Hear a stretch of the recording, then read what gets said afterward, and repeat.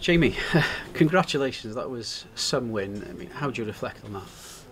I think the game was really good all the way through. I played really well in patches, and then I went missing for a few frames. Shaun sort of got into his stride to go 8-5 up, and I was in the dressing room thinking, how am I going to pull him back? Really, I was like, I felt a little bit. I'd been shut out of the match, and I thought, right, if I'll just go out there, if I get a chance, just like try and run quick frames off. And before I knew it, I was 8-all. Obviously went 9-8 down, and then I had 100s, which really put me on, the front foot. But I missed a chance in the decider. I thought, oh no, nightmare! This is going to be a nightmare, because I had the first good chance, but he missed straight away, and I was like, he's human as well. It's a lot of pressure out there, but just happy with the way I finally got over the line in the end. Yeah, I mean, astounding comeback really from 8-5 down, as you mentioned, and then of course you showed such a lot of character in that last frame but one with that century break. What was going through your mind as you were racking up the points? I just thought, just don't do anything crazy. Look after your cue action. Just hit the ball like you can. Just try and play like you're in the club, really. But every second's going by, and I'm like, I'm not in the club, it's just you just got to keep things simple out there sometimes, because it's easy for your mind to race. I had a quick word with you yesterday after the first session, and you were telling me you were a bit frustrated really. That session came to an end because you'd got some momentum going, didn't you? You won 2 frames in a row to reduce the deficit to 5-4. Yeah. So was it tough coming back here today then after that? Yeah, I think it's all momentum, and I think if the interval hadn't come today at 8-5 as well, I think Shaun might have pulled away, So it's difficult to deal with them stop-start, with the intervals. But you've just got to play every frame, as it comes, and just try your best, really. What is it about you against Shaun Murphy at the Crucible? I mean, 6 years ago you beat him in the first round as well. It was 10-8 back then, and you pointed out to me before the tournament that you played him at exactly the same times in the same sessions on the same days. Yeah. Amazing coincidence. And I was 5-4 down after the first session, which is another thing. Maybe it's meant to be, I don't know, but I always enjoy playing Shaun. He plays the game in the right way, I think. He's very entertaining, goes for his shots. It's nice as a player to see him going for shots all the time, because you can't pot them all the time, but he tends to go for them, which is, he looks devastating when they're going in, but obviously if they don't go in, you tend to get a couple of chances, which I capitalised on them today. Where does this rank, would you say, in your career among your victories?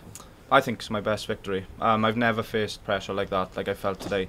I've played plenty of deciders, but there's pressure out there in frame one, never mind the decider, and just to come through and hold myself together, I'm very pleased.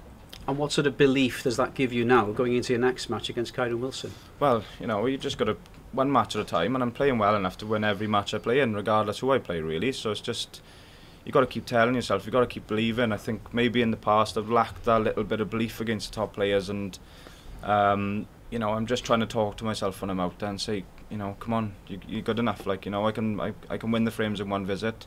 That's all you can do sometimes. So I mean, why not? Just keep talking to myself and keep believing. And you spoke after qualifying, didn't you? After you had that great win against Liang Wenbo, about how you're taking maybe being a professional snooker player more seriously. Yeah, I mean, I got to the quarterfinals here 6 years ago, and sort of maybe I've gone missing since then. I've had the odd couple of results where I've done okay, but I think it's been down to me not acting like a professional snooker player. Then I'd go into the club and do a couple of hours, and then I might just knock it on the head for the day. Whereas this season especially, I've treated it more like a job. I've been working very hard. I haven't had any results really this year, but maybe it's paying off for the end now. And just finally for me, how much confidence does that win give you going into this match against Kyren Wilson? Loads of confidence. I'm looking forward to going back out there and playing. If I can play to the best of my ability, there's no reason why I can't, win the next game and whatever's in front of me.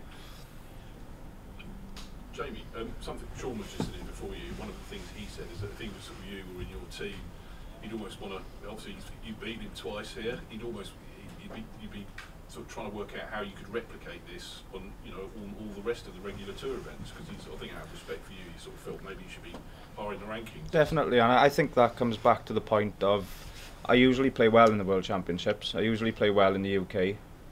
But for some reason or other, I go missing for tournaments, and I just don't think I prepare well enough for most of them. And I sat down with my mate not so long ago, and I said, why aren't I preparing for like every tournament's a World Championship? There's more than 2 tournaments every year, and I've had a realisation really that I'm not hard enough on myself, and I think pushing forward now, I'm just going to try and prepare better in the future. Do you think maybe the guys who are in the top 8, top 16, that's what they do? Is that Yeah, I think so. I mean, Selby's world champion, world #1. I don't really know him off the table that well, but from what I can gather, he's living on the table.